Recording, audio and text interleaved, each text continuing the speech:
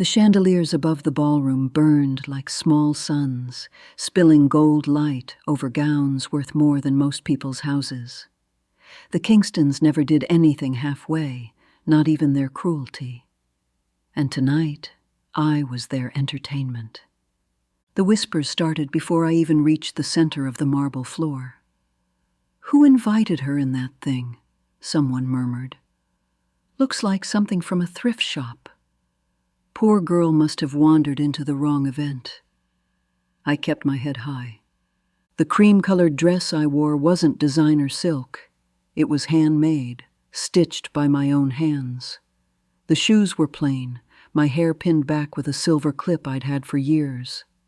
Nothing glittered except my eyes. I wasn't here to outshine them.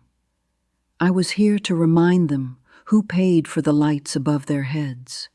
It was supposed to be a celebration, the engagement of Nathan Kingston, heir to the Kingston real estate fortune, and me, Elena Morales.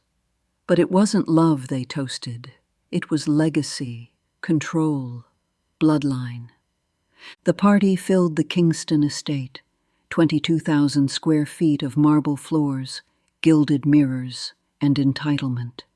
Every guest was a senator, banker, or descendant of someone who'd never worked for anything they owned. They didn't see me as a fiancé. They saw me as a mistake. Nathan's mother, Victoria Kingston, led the attack like an artist with a blade.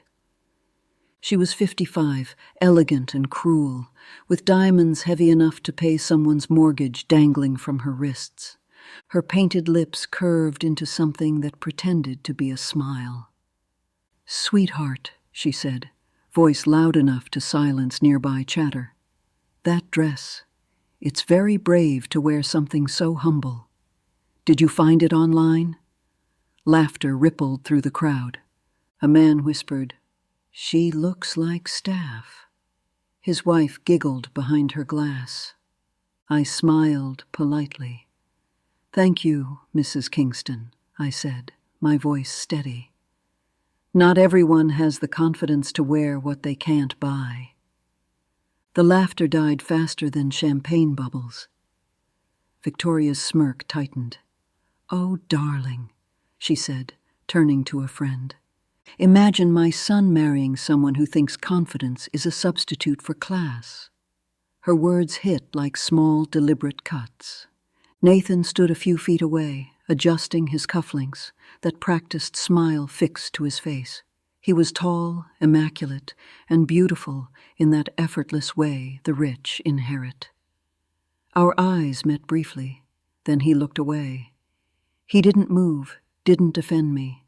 The silence was louder than any insult. A woman in pearls leaned toward her husband. "She's clearly after his money. Why else would he pick her?" The man chuckled. "No class. He'll get tired of her." The laughter grew meaner, and Nathan just kept smiling for the cameras. I swallowed the lump in my throat.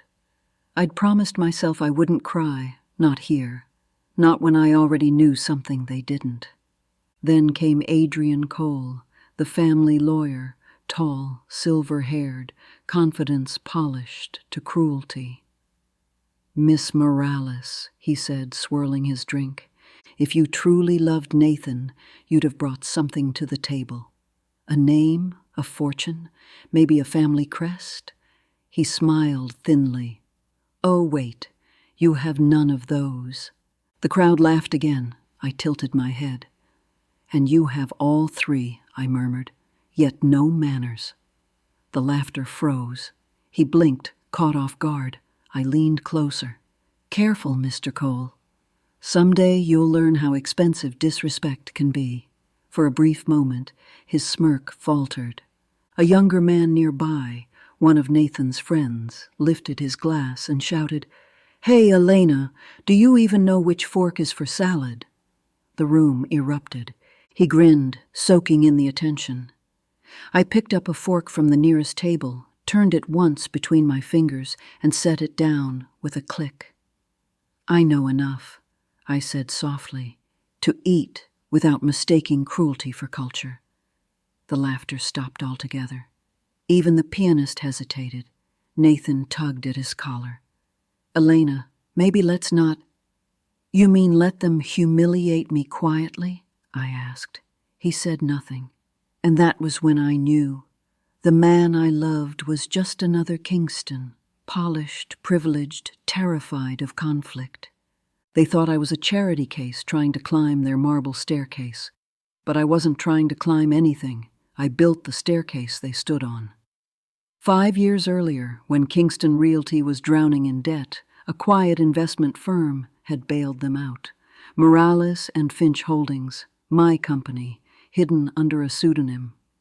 I'd founded it after leaving a corrupt tech firm that almost destroyed me.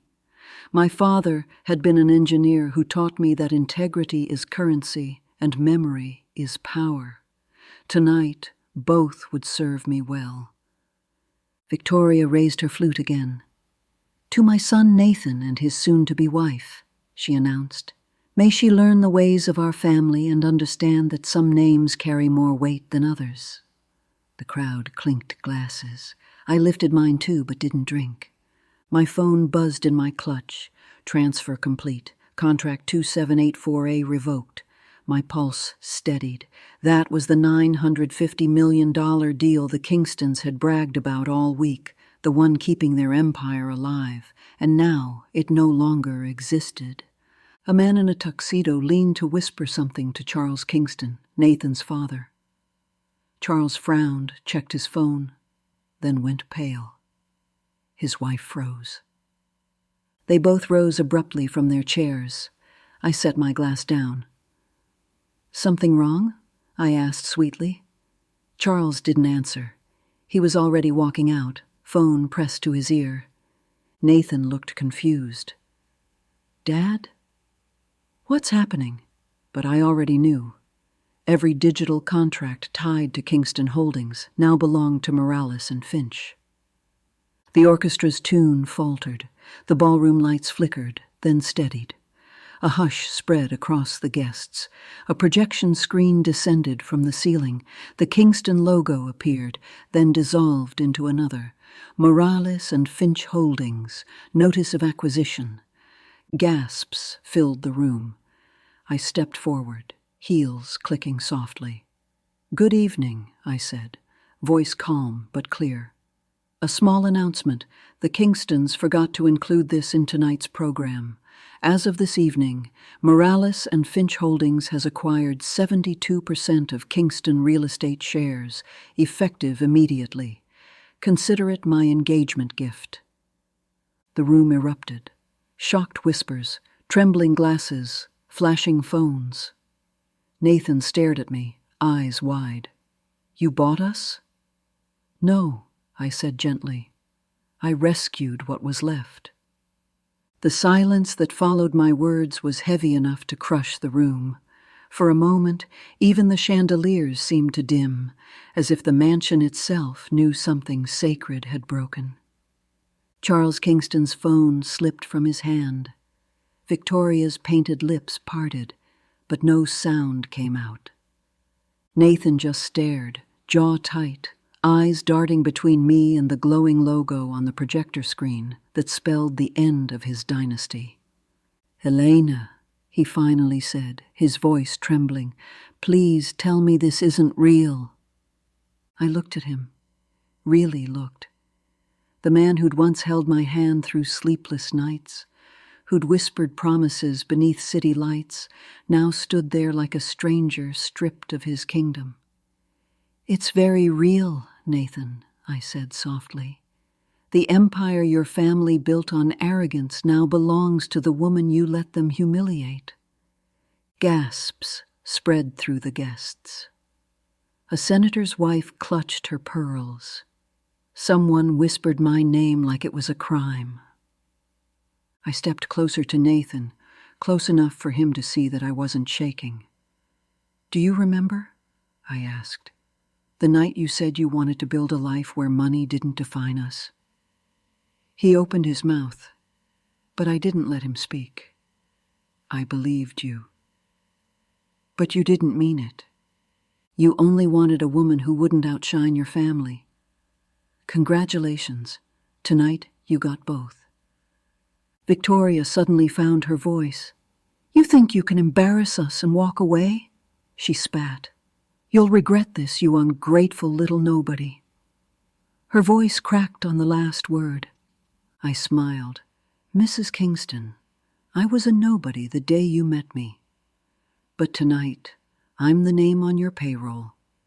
Laughter rippled through the crowd, but this time it wasn't at me. It was a low, uneasy murmur, admiration mixed with fear, the kind of sound power makes when it changes hands. Victoria's face flushed crimson. "You think you're powerful now? You don't know who you're dealing with." "Oh, I do," I said. "I'm dealing with a woman who's forgotten that respect can't be inherited." Charles finally spoke, voice brittle. "You won't get away with this. The contracts are legal," I cut in, calm as steel. "Signed, sealed, and filed with the SEC. You might want to check your inbox before threatening me."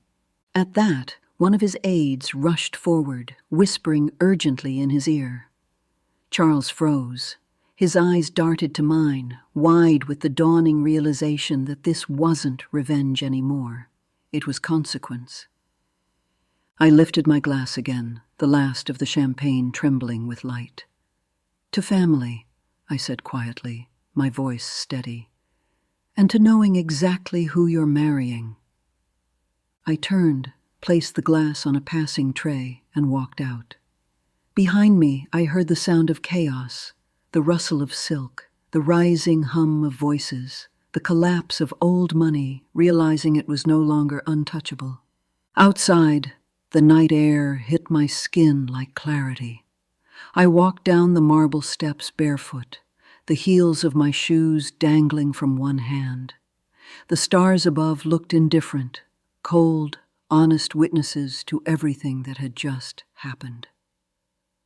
My phone buzzed again, a single text from my assistant, Nisha.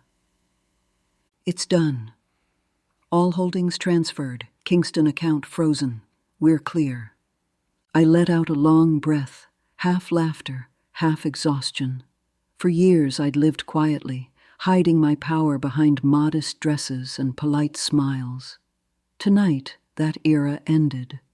But revenge has a strange aftertaste, part satisfaction, part sadness. When the rush fades, you're left with silence. The next morning, the headlines were everywhere. Cinderella turned CEO, unknown investor topples old money empire. Elena Morales, the woman who bought her fiancé's fortune. From outsider to owner, how one woman outplayed the Kingstons. They called me ruthless, brilliant, heartless. They didn't know the half of it. By noon, reporters swarmed the lobby of my company. Paparazzi camped outside my apartment. Every news anchor in the country wanted an interview. I declined them all. Let them speculate. Let them call me names. I wasn't here for applause. But the Kingstons, they weren't finished. That afternoon, my legal counsel walked in with a grim expression. "Elena," he said, dropping a folder on my desk. "They're suing you." I didn't flinch. "On what grounds?" "Defamation, corporate sabotage, breach of engagement."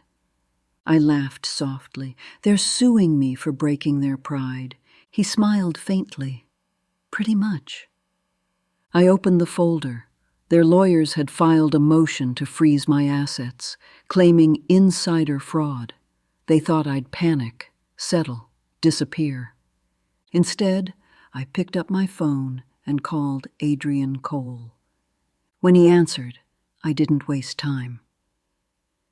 "Tell your clients to be careful," I said. "Every time they attack me, another one of their offshore accounts will make the news." He was silent for a beat. "You wouldn't dare." "Oh, I would," I said, "and you know it. You used those same accounts to hide their tax evasion for years.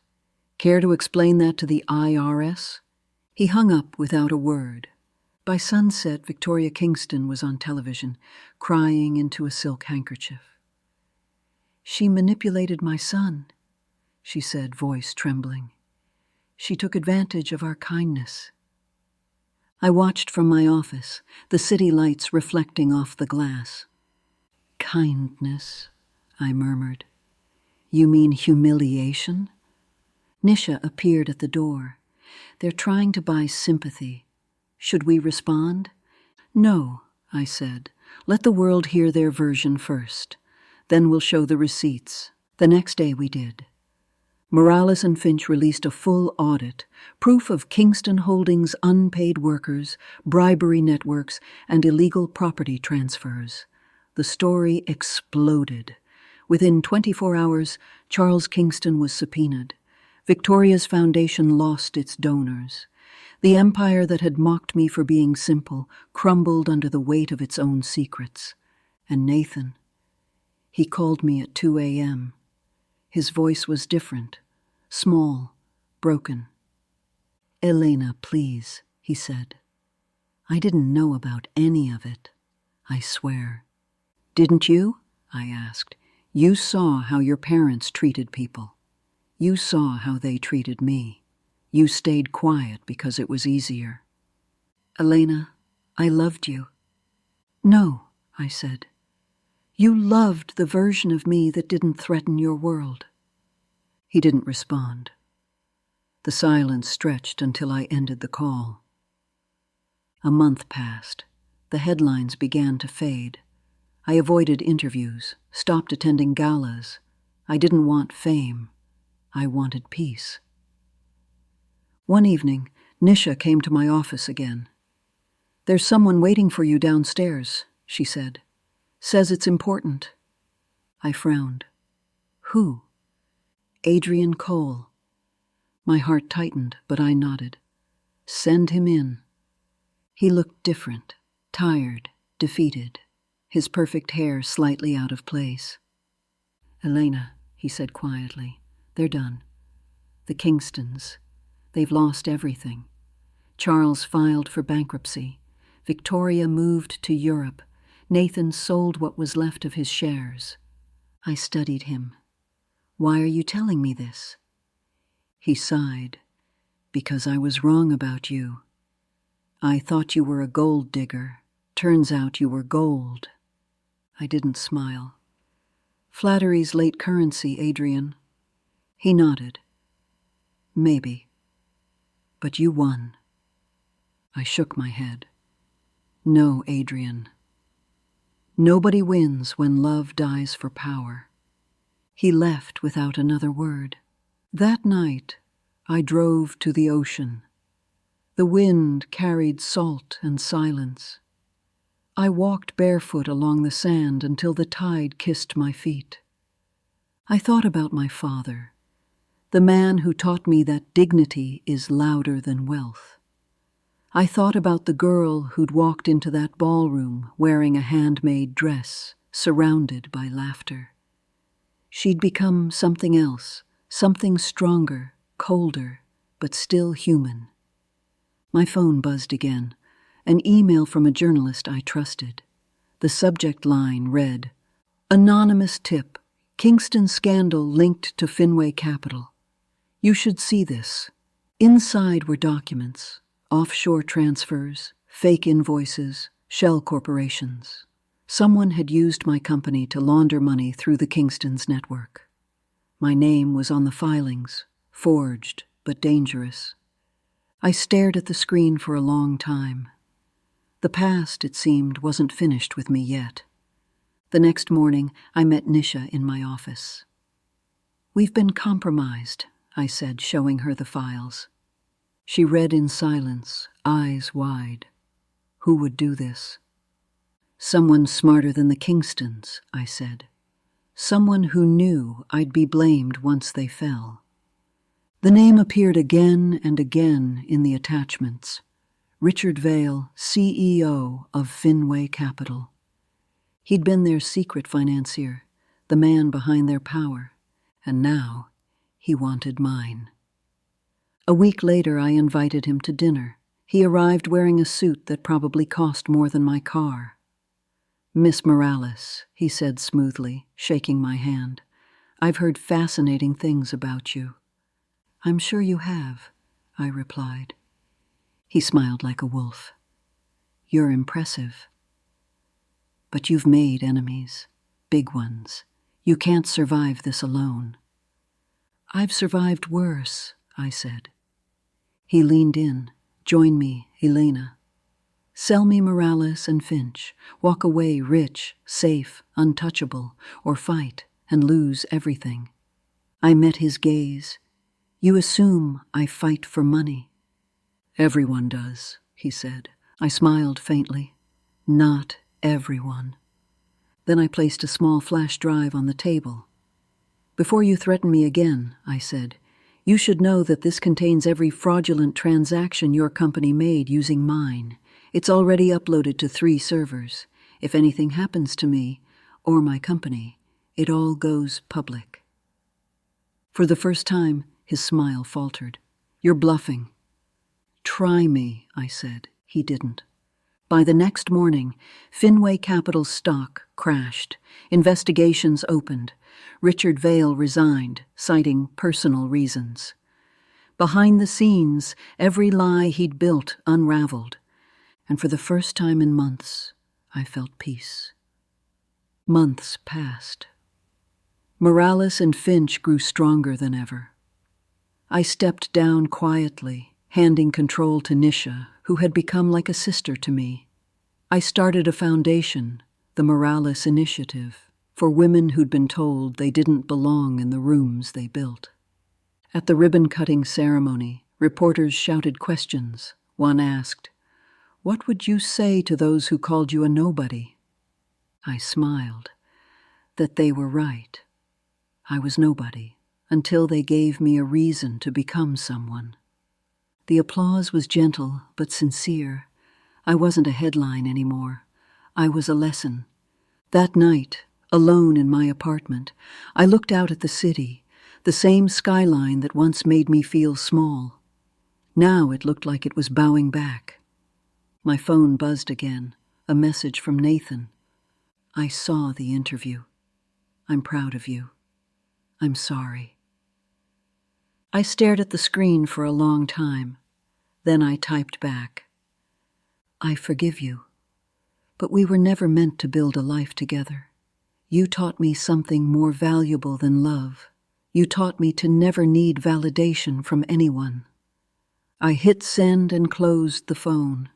The moon hung high above the skyscrapers, quiet and silver, like the clip in my hair that night at the ballroom. And I whispered into the darkness, not in anger, not in triumph, but in truth. Some people chase crowns. I build them. If you've ever been mocked for being different, if someone ever tried to make you feel small, remember, silence is not weakness, it's preparation. One day, they'll hear everything they tried to ignore. Tell me in the comments, have you ever been underestimated by someone who thought you weren't enough? Subscribe to Elderly Stories for more real-life tales of betrayal, redemption, and justice. Like and share this story with someone who deserves a reminder.